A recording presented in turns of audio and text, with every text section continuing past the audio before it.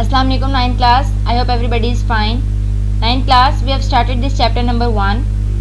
In the first two lectures we discussed about problem solving steps. Now we have completed that topic, problem solving steps, from the chapter number 1. Now we are going to start at topic number 2, flowcharts.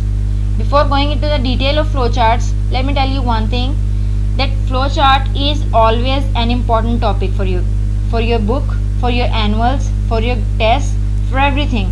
You have to prepare flowchart in a very good way, because flowchart is always a beginning for your programming. It is always a map for your program, always the starting initial stage of your program. So what is the definition of flowchart? A flowchart is a graphical or pictorial presentation of the steps to solve a problem. To understand this, I have given the example here, figure 1.6. This is the start here, and this is the processing. Take shoes and socks. Class, these are the flow lines here.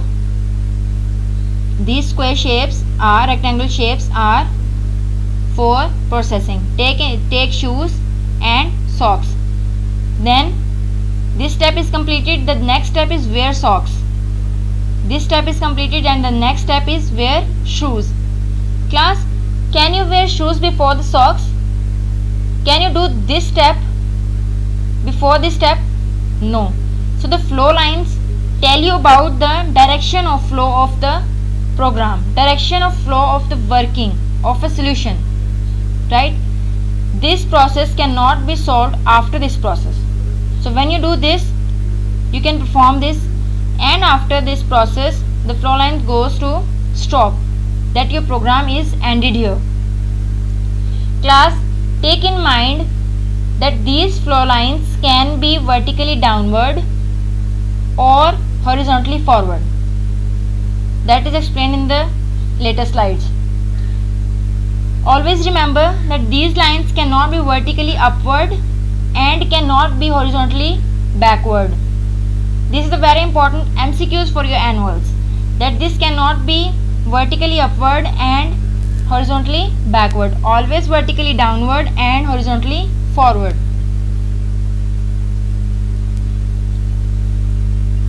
Next, importance of flowcharts in problem solving.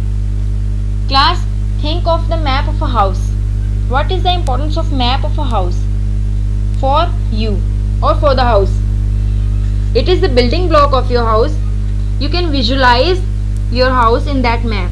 You have put all your requirements in that map, so that is the imagination, that is the image visualization for you. If a flowchart is already there, we can quickly understand the way a problem is solved. You can easily understand that how your house will be built. It is more effective to visualize a solution graphically than a text. If the architect write all the things of map, how he designed the map in text, you can never understand it clearly. But if the map is in front of you, you can visualize your house. This is the importance of flowcharts in problem solving as well.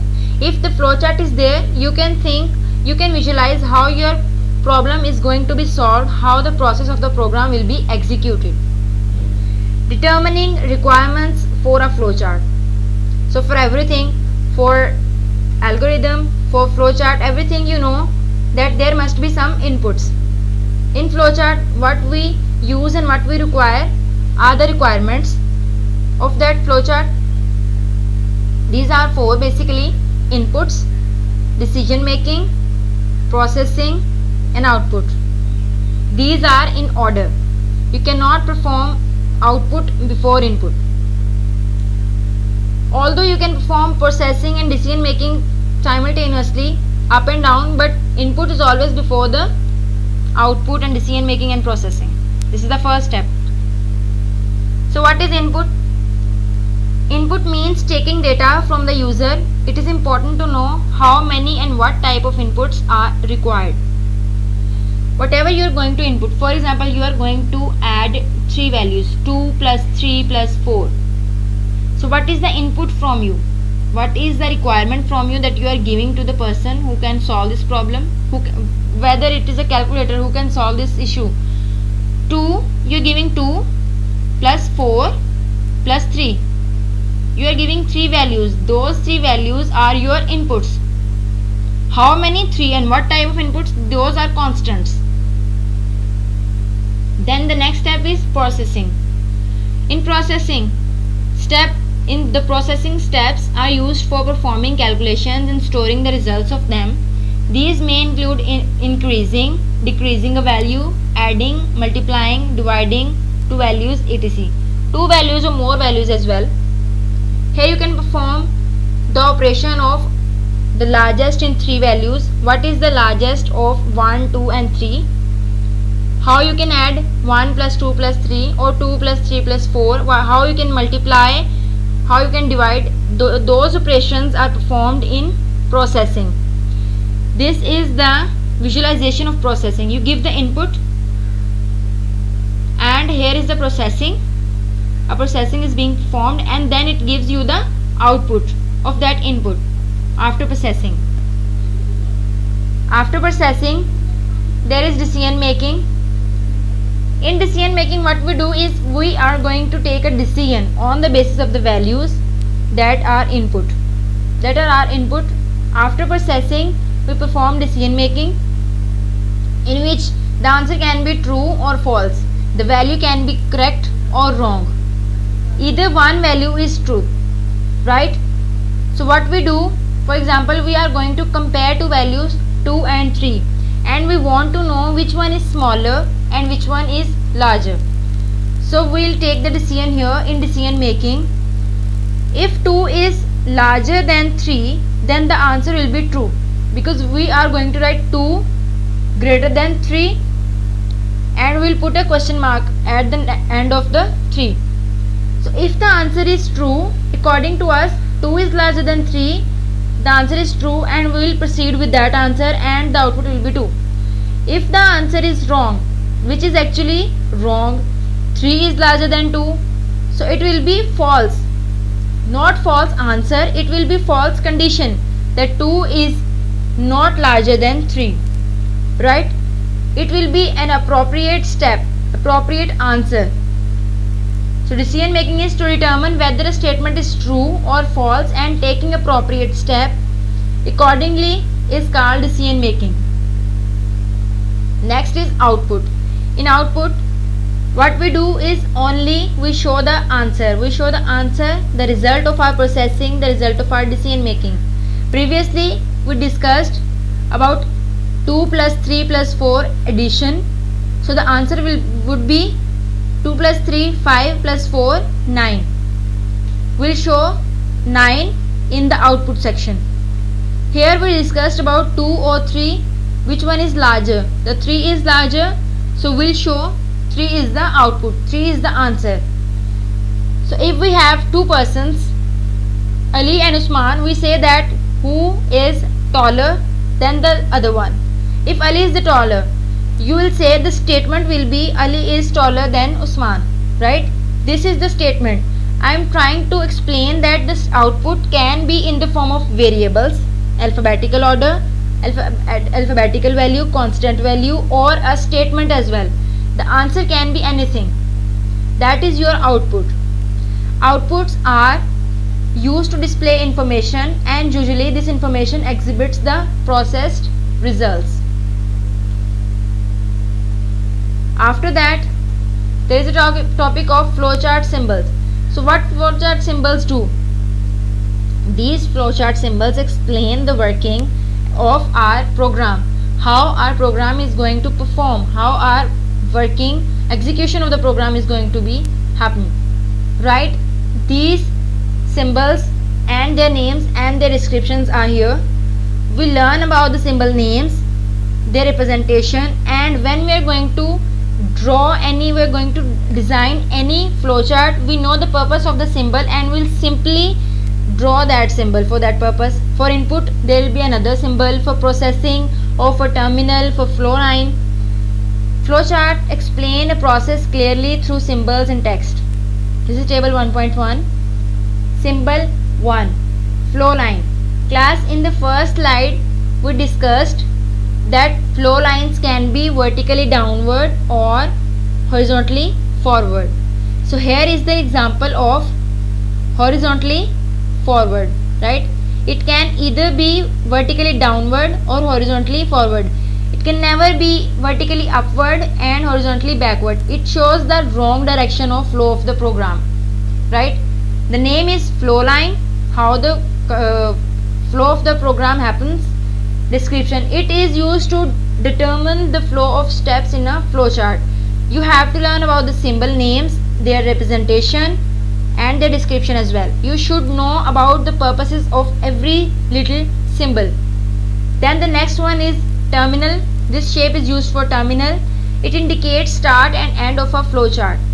Whenever you are going to start, you saw in the first slide that for start and for end there was the same shape, right? So that shape is a terminal. We'll call that a terminal and we use that for starting and ending of the flowchart. Every symbol displayed here is compulsory for the presentation of flowchart. Next shape is for process or for processing, whatever you can say. It represents operations to change values. In processing we do different kind of operations, different kind of processing. So that processing, if you're going to add 2 plus 3 plus 4, we'll write here 2 plus 3 plus 4. That is the processing being processed here. It represents operations to change values. After that, the next symbol is diamond shape. This is for decision. We read about decision making earlier. It shows a conditional operation that determines which one of the two paths to take, which path we are going to take and which path is true or false. The operation is commonly a yes or no question or a true or false test. From the two situations, always from the two situations or from the three situations, we are going to take one. That is in decision making. After that, the next symbol is for input and output. Class, in the previous slide here we saw that for starting and for ending there is the same symbol, and here for input and output there are the same symbol. So always when you are going to process the flowchart, this is the common mistake that the students confuse between input output and processing shape. This is the processing shape and this is the input output. You are going to use the same shape for input before decision making and before processing, and you are going to use the same shape for output at the end before the stop option. It indicates the input of data from user or displaying results to user. Okay, it is going to take the user input, user requirement, and going to give the result to the user as well. So this is used both ways. The next one is a circle shape. It is a connector. If a flowchart does not fit on a page, then we use connector to connect parts of a flowchart on different pages. For example, take an example of your paper. Whenever you are going to draw a certain diagram of physics or any other chapter, other subject, what you do at the end of the question, if the question is not complete and the page is complete, at the end of the page you write that please visit the numbered page on the next pages and the remaining answer is there. Or in the notes, in certain notes there is written at the end of the page PTO, please turn over. It means that please turn over the page. So in the same way in flowcharts, when you are designing a flowchart, drawing a flowchart on the page, for example you draw the flowchart on the page and it is not complete, you will draw a circle shape connector at the end of, you will draw a flow line and then a connector here, and on the same next page you will draw another connector here, and you will say that after that you will use a vertically downward flow line and you will start working from the very last step where you stopped in the previous page. This is the usage of connector, right? So these were the 6 basic symbols being used in flowchart. There are many other symbols, but the basic symbols for the construction of any flowchart are these 6 symbols. Practice these symbols with their names and with their descriptions. So these are the short questions. Define flowchart. Flowchart, what is flowchart? Define flowchart. What do you know about flowchart? These are the same questions. Short questions mostly contain 2 marks. What are the requirements for a flowchart? What is input in flowchart? What is its symbol? Okay, what is processing in flowchart? What is its symbol? What is decision making in flowchart? What is its symbol? What is output in flowchart? What is its symbol? And what is the use of connector? Class, one thing you have to take in mind, that whenever you are asked about what is input in flowchart, right, and you are not asked about what is its symbol, right? Whenever you are asked short question, in short question you will give the definition of input, what is input in flowchart. After that, even it is asked or not asked, you are going to draw the symbol for input. I have given the proper question here, but the examiner can ask you this way, that what is the input in flowchart, and you do not draw the symbol. Something in his mind, and he can deduct the marks 0.5 that you had not given the proper information. So you have to draw the symbol as well. Okay, what is processing in flowchart? What is its symbol? If what is its symbol is not written, you have to draw the symbol. What is decision making in flowchart? What is output in flowchart? What is use of connector? When the question is asked what is use of connector, what is use of output, you are going to write the description of that symbol. Then after the description, you will write the name, you will write the description, and you will draw the symbol of that process, of that thing, whatever is asked. So what we have studied today is flowcharts, definition of flowchart, a sample flowchart about wearing shoes and socks in a procedure, the flow lines, how can a flow line can be drawn, the restriction on that. After importance of flowcharts in problem solving, the importance is we can visualize the things very clearly in our mind and the working is more clear to you. Determining requirements for a flowchart. 4 requirements: input, decision making, processing, output. After that we discussed in a detail about input, processing, decision making and outputs. These are the symbols being used in drawing the flowchart. Symbols and their descriptions are very much important. Sometimes in paper you are given the symbols and you are asked to write their names and you are asked to write their descriptions. So this is very important question. Class, try to learn all these questions before the next lecture. In case of any problem, you are facing any issue in computer science book, because the book is changed, you can ask me any problem, but you have to learn about everything you have discussed, you have studied in 3 lectures. In case of any problem, you can ask me. Jazakallah.